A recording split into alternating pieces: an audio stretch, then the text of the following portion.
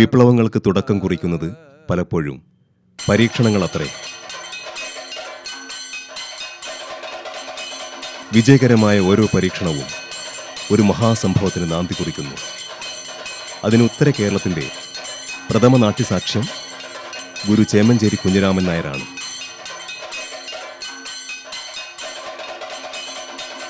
നവരസ വൈഭവത്തിൻ്റെ മഹാസാക്ഷ്യമായ ഗുരു.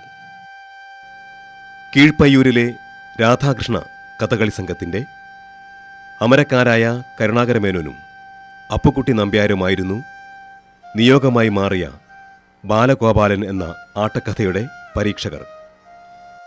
ഈ ആട്ടക്കഥയിലൂടെയാണ് 15 വയസ്സുകാരൻ കുഞ്ഞിരാമൻ നാട്യം വിരിയിച്ച് കഥകളി ചരിത്രത്തിൻ്റെ നാൾവഴികളിൽ മുദ്ര ചാർത്തിയത്.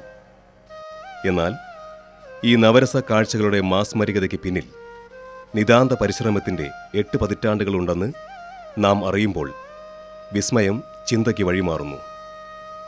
1916 കോൽക്കളിയും പൊറാട്ട് നാടകങ്ങളും പൊലിമ കൊണ്ട ഒരു കാർഷിക ഗ്രാമത്തിൽ കൊയിലാണ്ടിക്കടുത്ത് മടയൻകണ്ടി ചാത്തുക്കുട്ടി നായരുടെയും കിണറ്റിൻകര അമ്മുക്കുട്ടി അമ്മയുടെയും രണ്ടാമത്തെ സന്താനമായാണ് മിഥുനമാസത്തിലെ കാർത്തിക നക്ഷത്രത്തിൽ കുഞ്ഞിരാമൻ്റെ ജനനം.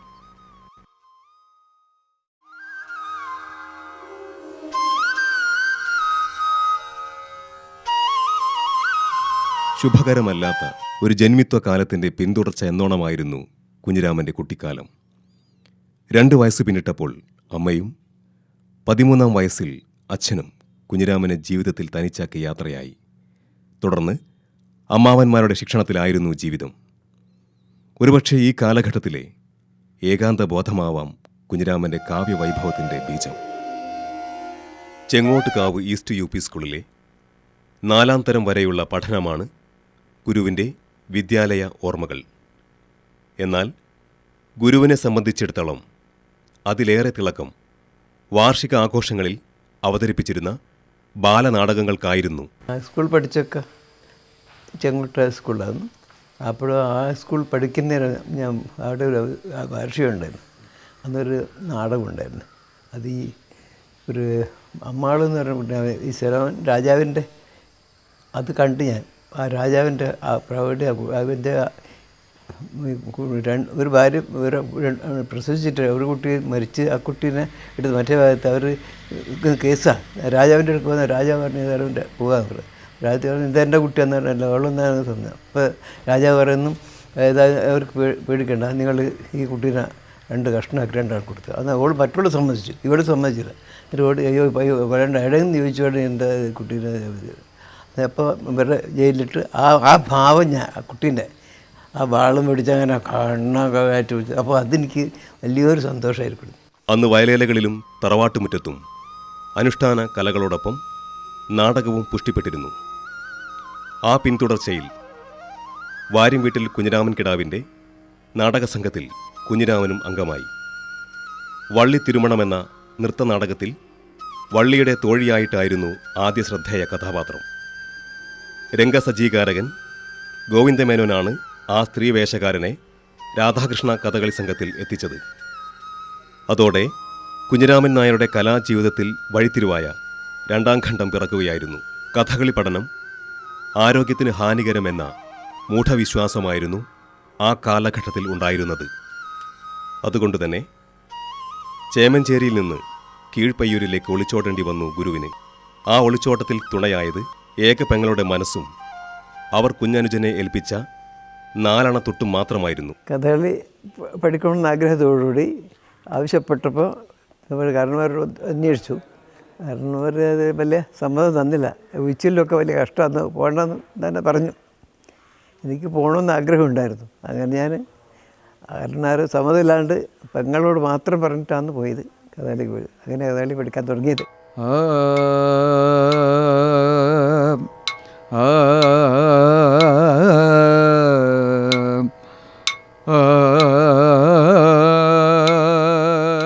രാധാകൃഷ്ണ കഥകളി സംഘത്തിലൂടെ തന്നെയാണ് കഥകളിയുടെ സമസ്ത വൈഭവം സിദ്ധിച്ച കരുണാകരമേനോന്റെ ശിഷ്യത്വം സ്വീകരിക്കാൻ കുഞ്ഞിരാമൻ നായർക്ക് കഴിഞ്ഞത്. അങ്ങനെ കരുണാകരമേനോന്റെ നേതൃത്വത്തിൽ നിരന്തര പരിശീലനത്തിന്റെ 3 വർഷക്കാലത്തിന് ശേഷം കീഴ്പയ്യൂർ കുനിയിൽ ക്ഷേത്രത്തിൽ അരങ്ങേറ്റം. അതിൽ പിന്നെ കാരംവള്ളി, മുല്ലപ്പള്ളി, പറശ്ശിനിക്കടവ്, കടത്തനാട് എന്നീ കഥകളി യോഗങ്ങളെ പ്രതിനിധീകരിച്ച് ഉത്തര കേരളത്തിലെ 100 കണക്കായ അരങ്ങുകളിൽ നിറഞ്ഞാടി കുഞ്ഞിരാമൻ നായർ. അച്യുത ഹരേ ജയ മാധവ വിഷ്ണു കൃഷ്ണലീലയും മാർക്കണ്ഡേയ ചരിതവും ദുര്യോധന വധവും ഇദ്ദേഹത്തിന്റെ പ്രഭയിൽ പുതിയ ആഖ്യാനങ്ങൾ തേടുകയായിരുന്നു. വേഷങ്ങൾ ഏതും പഥ്യമെങ്കിലും പച്ചവേഷത്തോടായിരുന്നു ഈ വേഷക്കാരനും കാഴ്ചക്കാർക്കും കൂടുതൽ പ്രണയം. അങ്ങനെയാണ് കുഞ്ഞിരാമൻ നായരുടെ കൃഷ്ണവേഷം കഥകളിപ്രിയരുടെ വിശേഷാൽ കാഴ്ചയായത്.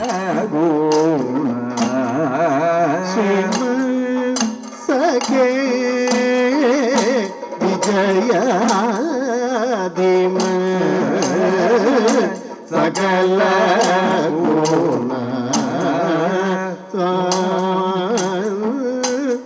സകേ വിജയ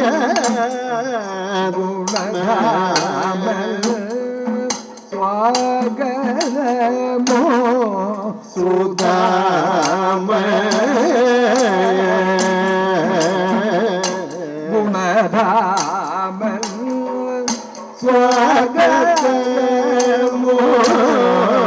സുധാമ. ചേമഞ്ചേരി കുഞ്ഞിരാമൻ നായർ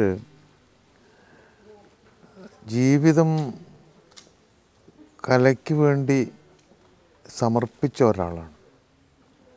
അങ്ങനത്തെ ആളുകളെ ഇപ്പോൾ കാണാൻ കിട്ടുന്നത് തന്നെ വളരെ ദുർലഭം. മാസ്റ്ററുടെ കലാജീവിതത്തെക്കുറിച്ച്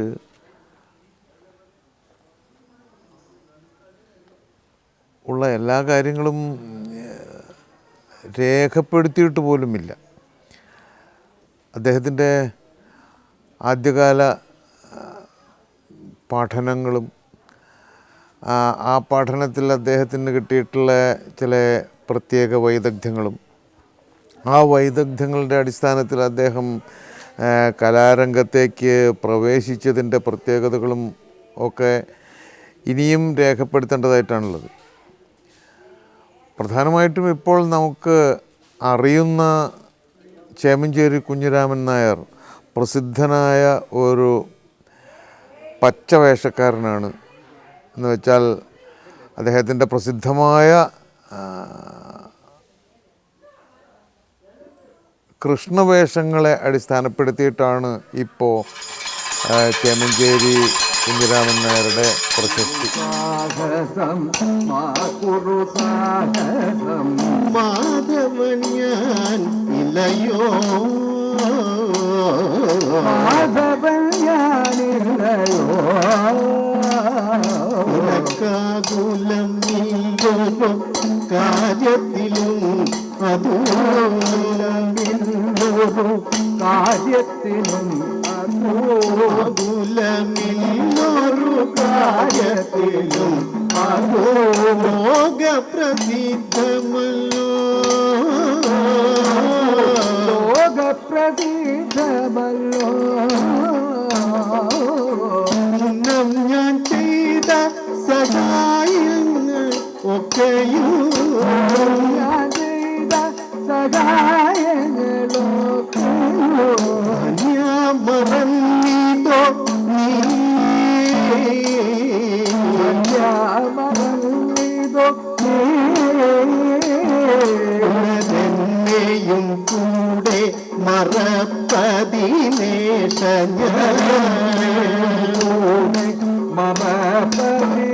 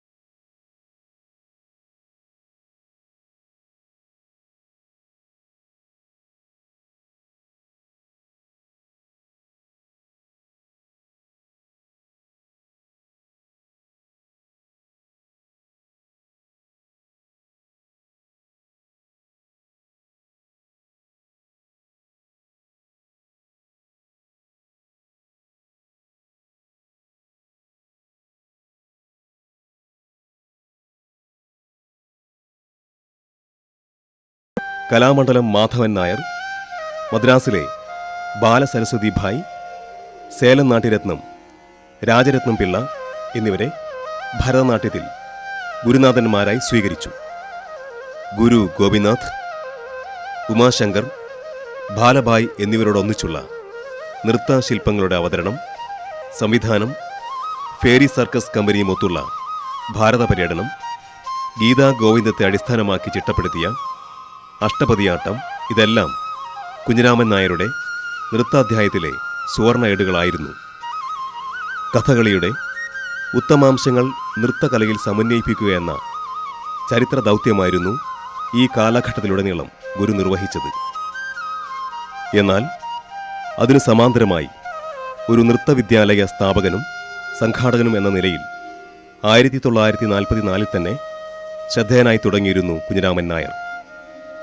കണ്ണൂരിലെ കലാലയത്തിൻ്റെ സ്ഥാപനത്തോടെയായിരുന്നു അത്. അതിൻ്റെ തുടർച്ചയെന്നോണം മേക്കുന്നത്ത് കുഞ്ഞികൃഷ്ണൻ നായരുടെ നിർദ്ദേശത്തിൽ തലശ്ശേരിയിൽ തുടങ്ങിയ ഭാരതീയ നാട്യ കലാലയവും കുഞ്ഞിരാമൻ നായർ യാഥാർത്ഥ്യമാക്കി. എന്നാൽ 1974 മലബാർ സുകുമാരൻ ഭാഗവതരോടൊപ്പം പൂക്കാട് കലാലയം സാക്ഷാത്കരിച്ചത് ഗുരു കുഞ്ഞിരാമൻ നായരുടെ ജീവിതത്തിലെ നിർണായകമായ ഒരേടായി വിലയിരുത്തപ്പെടുന്നു. സംഗീതവും നൃത്തവും സമന്വയിപ്പിച്ച പൂക്കാട് കലാലയമാവട്ടെ ഇന്ന് ഉത്തര കേരളത്തിലെ മികച്ച കലാകേന്ദ്രങ്ങളിൽ ഒന്നാണ്. ശാസ്ത്രീയ, അർദ്ധശാസ്ത്രീയ നാടോടി നൃത്തങ്ങൾ, നൃത്തശില്പനാടകങ്ങൾ, അഷ്ടപതിയാട്ടം, കേരള നടനം തുടങ്ങിയ നൃത്ത വൈവിധ്യങ്ങൾ പരീക്ഷിച്ച് വിജയിപ്പിച്ചെടുക്കുക എന്ന സൃഷ്ടിന്മുഖ കർമ്മം കൂടിയാണ് ഓരോ കലാകേന്ദ്രത്തിലൂടെയും ഗുരു കുഞ്ഞിരാമൻ നായർ നിർവഹിച്ചത്. നിരന്തരമായ ഈ ഓട്ടത്തിനിടെ കുഞ്ഞിരാമൻ നായർ താലോലിച്ച ഒരു വലിയ സ്വപ്നമായിരുന്നു ഉത്തരദേശത്തെ കഥകളിയുടെ പുനർജന്മം. 1983 ഏപ്രിൽ 28 ചേലിയ എന്ന ജന്മഗ്രാമത്തിൽ ഒരു കഥകളി വിദ്യാലയത്തിൽ അന്നത്തെ കേരള ഗവർണർ പി രാമചന്ദ്രൻ തിരിതെളിയിച്ചപ്പോൾ 3 പതിറ്റാണ്ട് കാലം താലോലിച്ച ഒരു സ്വപ്നം പൂവണിയുകയായിരുന്നു. നാടിൻ്റെ നാനാതുറകളിൽപ്പെട്ടവരുടെ നിസ്വാർത്ഥമായ പിന്തുണയുടെ സാക്ഷ്യപത്രം കൂടിയാണ് ചേലിയ കഥകളി വിദ്യാലയം. പ്രഗത്ഭ കഥകളി ആചാര്യൻ കൊച്ചു ഗോവിന്ദനാശാൻ കഥകളി പരിശീലന വിഭാഗത്തിൻ്റെ സാരഥ്യം വഹിക്കുകയും വിവിധ നൃത്ത പരിശീലന പദ്ധതികൾക്ക് ഗുരു തന്നെ നേതൃത്വം കൊടുക്കുകയും ചെയ്തതോടെ ചേലിയ കഥകളി വിദ്യാലയം പ്രൗഢോജ്ജലമായ ഒരു അനുഭവമായി മാറുകയായിരുന്നു. കഥകളി കൊയിലങ്ങളിലും വലിയ ആൾക്കാരുടെ ഉള്ളൂ. അത് ഒരു ശരിക്കും പോരാ. ഈ നമ്മളെ ജനങ്ങളുടെ ഇടയിൽ അത് പ്രചരിക്കണമെന്നുള്ളൊരു നിലയിൽ ഞാൻ ഇവിടെ ഒരു കഥകളി വിദ്യാലയമായിട്ട് തുടങ്ങിയതാണ്. ഇവിടെ ചെണ്ട, മദ്ദളം, ചൊട്ടി, വേഷം എല്ലാവരും ഇവിടെ ഉണ്ട്, എല്ലാം നടക്കുന്നുണ്ട്. അത് ഒരു ക്ഷേത്രം അതിപ്പോൾ കളിക്കുന്ന ഉണ്ട്. അത് എല്ലാവരും കഥകളിയിൽ നന്നാക്കി തീർക്കണം എന്നുള്ളതാണ് ഉള്ളത്. അത് ജനങ്ങളുടെ മധ്യത്തിലേക്ക് ഇപ്പോൾ നമ്മൾ ക്ഷേത്രങ്ങളിൽ കളിക്കുന്നുണ്ട്. പിന്നെ സ്കൂളുകളിൽ പാഠപുസ്തകത്തിൽ അംസദവേന്തി, കലിതാവർ ഇതൊക്കെ കളിച്ച് വരുന്നുണ്ട്. അത് പ്രചാരം ഇട്ടുണ്ട്. അപ്പോൾ കഥകളിക്കൊരു പ്രചാരമായിട്ട് നടക്കുന്നുണ്ട്. ഇങ്ങനെ അത് തറവാട്ടുകളിലും അല്ലാതെ തന്നെ ജനകീയമായിട്ട് നമ്മൾ കൊണ്ടുപോകാനായി ഇത്ര ഞാൻ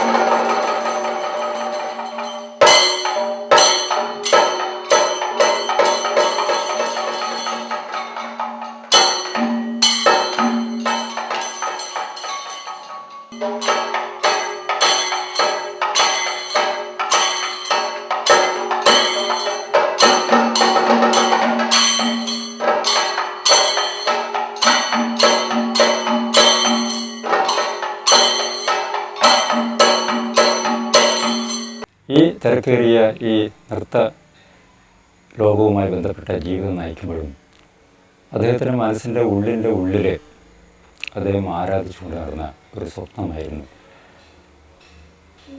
കേരളത്തിലെ ഈ കഥകളി പാരമ്പര്യം തിരിച്ചു കൊണ്ടുവരുന്നതിന്, പ്രത്യേകിച്ച് ഉത്തര കേരളത്തിലെ കഥകളി പാരമ്പര്യം, നഷ്ടപ്പെട്ടു പോയ ഈ പാരമ്പര്യം തിരിച്ചു കൊണ്ടുവരുന്നതിന് ഒരു കഥകളി പഠിപ്പിക്കുന്നതിനുള്ള ഒരു സ്ഥാപനം ആരംഭിക്കുക. അങ്ങനെയാണ് 1983 തൻ്റെ ഈ തറവാട്ട് മുറ്റത്ത് തറവാട്ടിലെ അംഗങ്ങൾ ദാനമായി നൽകിയ ഒരു 10 സെൻറ്റ് സ്ഥലത്ത് ഈ കേരളത്തിലെ ക്ലാസിക്കൽ കലകൾ മുഖ്യമായിട്ട് ഈ കഥകളി അഭ്യസിപ്പിക്കാൻ വേണ്ടിക്കൊണ്ട് കഥകളി വിദ്യാലയം എന്ന് പറയുന്ന ഒരു സ്ഥാപനം ആരംഭിച്ചത്. അപ്പോൾ ഈ കഥകളി ഈ സ്ഥാപനം ആരംഭിച്ചിട്ട് ഏകദേശം 24 വർഷങ്ങൾ കഴിഞ്ഞു. ഈ 24 വർഷത്തിനിടയ്ക്ക് നമ്മുടെ ഉത്തര കേരളത്തിലെ ഈ കഥകളി പാരമ്പര്യം നിലനിർത്താൻ വേണ്ടിക്കൊണ്ട് ഒരുപാട് കാര്യങ്ങൾ കഥകളി വിദ്യാലയത്തിൻ്റെ ആഭിമുഖ്യത്തിൽ ഇപ്പം നടന്നുകൊണ്ടിരിക്കുന്നുണ്ട്. ഇന്ന് മിക്കവാറും എല്ലാ ആട്ടക്കഥകളും അവതരിപ്പിക്കാൻ കഴിയുന്ന ഒരു കഥകളി യോഗം, അതായത് ഒരു കഥകളി ട്രൂപ്പ് കഥകളി വിദ്യാലയത്തിൻ്റെ ആഭിമുഖ്യത്തിലുണ്ട്. പിന്നെ ഗുരുവിൻ്റെ വളരെ കാലത്തെ പ്രയത്നം കൊണ്ട് സമ്പാദിച്ച ഒരു കഥകളി യോഗത്തിനാവശ്യമായ വളരെ വിലപിടിപ്പുള്ള കഥകളി കോപ്പുകൾ ഇന്ന് വിദ്യാലയത്തിന് സ്വന്തമായിട്ടുണ്ട്.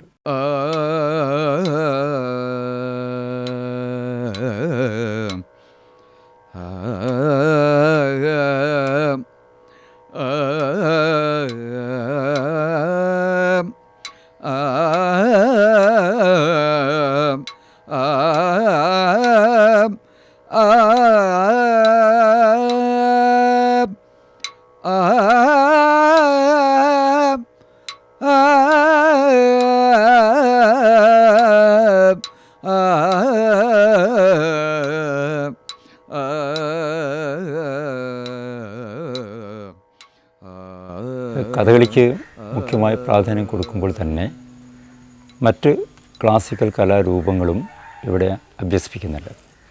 അതായത് ഭരതനാട്യം, മോഹിനിയാട്ടം, കുച്ചിപ്പുടി, കേരള നടനം, ഫോക്ക് ഡാൻസ്, ഇങ്ങനെയുള്ള കലാരൂപങ്ങൾ.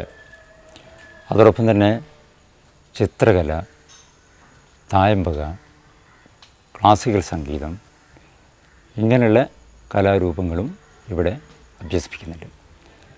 ഈ എല്ലാ വിഭാഗങ്ങളുമായി കഥകളി വിഭാഗത്തിൽ ഏകദേശം 52 കുട്ടികളാണ് പഠിച്ചുകൊണ്ടിരിക്കുന്നത്. ബാക്കി ഏകദേശം ഒരു 150ഓളം വിദ്യാർത്ഥികൾ മറ്റ് വിഭാഗങ്ങളിലായും ഇവിടെ പഠിച്ചുകൊണ്ടിരിക്കുന്നുണ്ട്.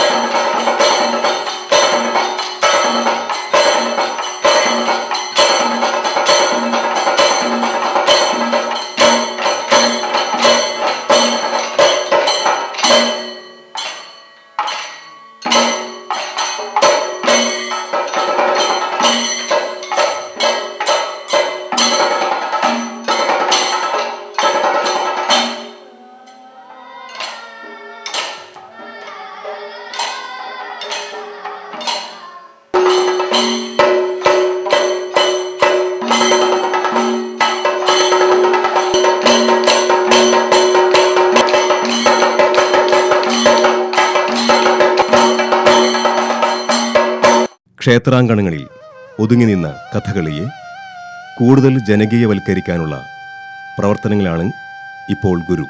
നിരവധി വിദ്യാലയങ്ങളിൽ അവതരിപ്പിച്ച ഹംസവും ദമയന്തിയും, കലിവരുത്തിവെച്ച വിന എന്നീ കഥകളി പരിചയ പരിപാടികൾ അതിൻ്റെ ദൃഷ്ടാന്തങ്ങളാണ്. സംഭവ ബഹുലമായ ഈ കർമ്മകാണ്ഡം നാം വായിച്ചെടുക്കുമ്പോൾ അതിനു സമാന്തരമായി തളർച്ചയേശാത്ത കഠിനതരമായ ഒരു വ്യക്തിജീവിതം കൂടി ഗുരുവിൻ്റെ ആരാധകരുടെ അകക്കണ്ണിൽ നിറയുന്നുണ്ട്. കൗമാരം കടക്കും മുമ്പ് യാത്ര പറഞ്ഞ മാതാപിതാക്കൾക്ക് പിന്തുടർച്ചയെന്നോണം 38ാമത്തെ വയസ്സിൽ ഭാര്യയും നഷ്ടപ്പെട്ടത് ഗുരുവിൻ്റെ ജീവിതത്തിലെ വലിയ പരീക്ഷണമായിരുന്നു. 7 വർഷം മാത്രം നീണ്ട ദാമ്പത്യ ജീവിതത്തിന് അന്ത്യം കുറിച്ച് സഹധർമ്മിണി ജാനകി യാത്രയായപ്പോൾ ഏകമകൻ പവിത്രന് 1 വയസ്സായിരുന്നു പ്രായം.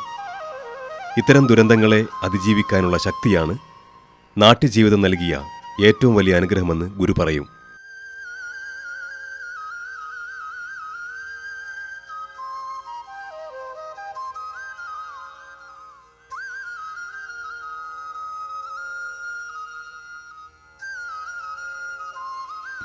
നൃത്തനാടകങ്ങളും ഈ ക്ലാസ്സുകളും ഇതൊക്കെ ആയിട്ട് ഇങ്ങനെ പല സ്ഥലത്തായിട്ട് ഇങ്ങനെ ഓടി നടക്കുന്നതാണ്.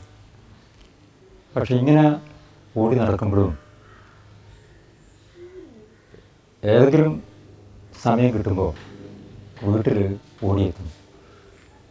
ഓടിയെത്തിയിട്ട് ഞങ്ങളെ കുടുംബകാര്യങ്ങളൊക്കെ അന്വേഷിക്കും. എന്നെ സംബന്ധിച്ചിടത്തോളം ഞങ്ങളെ അച്ഛൻ വളരെ ചെറുപ്പത്തിൽ മരിച്ചു പോയിട്ടുണ്ട്. പിന്നെ ഞങ്ങളെ ഒരു താങ്ങും തണലുമായിട്ട് ഉണ്ടായിരുന്നത് അമ്മാവനാണ്. എന്നെ പഠിപ്പിച്ചതും ജ്യേഷ്ഠന്മാരെ പഠിപ്പിച്ചതും വീട്ടിലെ കാര്യങ്ങളൊക്കെ നോക്കിയിരുന്നതൊക്കെ അമ്മാവനായിരുന്നു. കുടുംബവുമായി വല്ലാത്തൊരു ആത്മബന്ധമായിരുന്നു അമ്മാവനുണ്ടായിരുന്നത്. ശരിക്ക് ഞങ്ങളെ സംബന്ധിച്ചിടത്തോളം ഒരു താങ്ങും തണലുമായിരുന്നു അമ്മാവൻ, ഒരു ശക്തി സ്രോതസ്സായിരുന്നു. ചേമഞ്ചേരി കുഞ്ഞിരാമൻ നായരുടെ കലയോടുള്ള ഒരു സമർപ്പണ ഭാവമാണ്. അത് ഭരതനാട്യമായാലും കഥകളി ആയാലും മറ്റ് നൃത്തരൂപങ്ങളായാലും ആ ഒരു താല്പര്യം കൊണ്ടാണ് അദ്ദേഹത്തിൻ്റെ അഭിനയത്തിന് പ്രായമില്ല എന്ന് നമ്മൾ പറയുന്നത്. ചേമഞ്ചേരി കുഞ്ഞിരാമൻ നായർക്ക് അദ്ദേഹത്തിൻ്റെ കലാപ്രകടനത്തിന് വാർദ്ധക്യം എന്നൊന്നില്ല. അത് നിത്യ യുവത്വമുള്ള ഒരു പ്രകടന രീതിയാണത്. ആ നിത്യ യുവത്വം കൈവരുന്നതിൻ്റെ ഒരു പ്രധാനപ്പെട്ട കാരണം ഗുരുവിൻ്റെ കലയോടുള്ള താല്പര്യം തന്നെയാണ്. ആ താല്പര്യമാണ് വാസ്തവത്തിൽ പുതിയ തലമുറ ഉൾക്കൊള്ളേണ്ട ഒരു കാര്യം.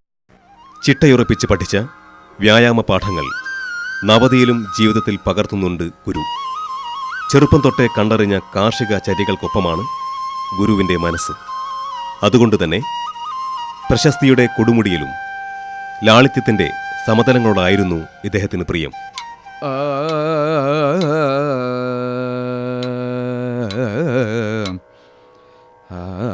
പുരസ്കാരങ്ങളാലും ബഹുമതികളാലും ഗുരു ആദരിക്കപ്പെട്ടപ്പോൾ യഥാർത്ഥത്തിൽ കൃതാർത്ഥത നേടിയത് കേരളത്തിൻ്റെ നടനകലകളാണ്.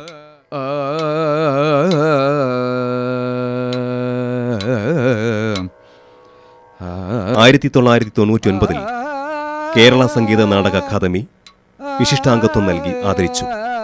2001 കേരള കലാമണ്ഡലം ആ വർഷത്തെ പ്രശസ്ത കലാകാരനുള്ള പുരസ്കാരവും നൽകി.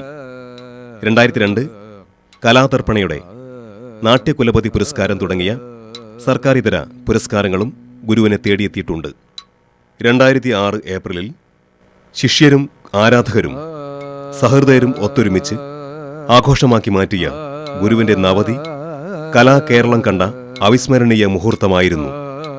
മൂല്യബോധങ്ങളെ മുറുകെ പിടിച്ച് നടനകലകളെ ഒരു കുടക്കീഴിൽ സാക്ഷാത്കരിച്ച് ഉത്തര കേരളത്തിന്റെ നടനബോധത്തെ നയിച്ച ഗുരു ചേമഞ്ചേരി കുഞ്ഞിരാമൻ നായർ ഇന്ന് ചേമഞ്ചേരി എന്ന ഒരു നാടിന്റെ മാത്രം അഭിമാനമല്ല, അതിനുള്ള അവകാശികൾ മലയാളക്കര ഒട്ടാകെയാണ്.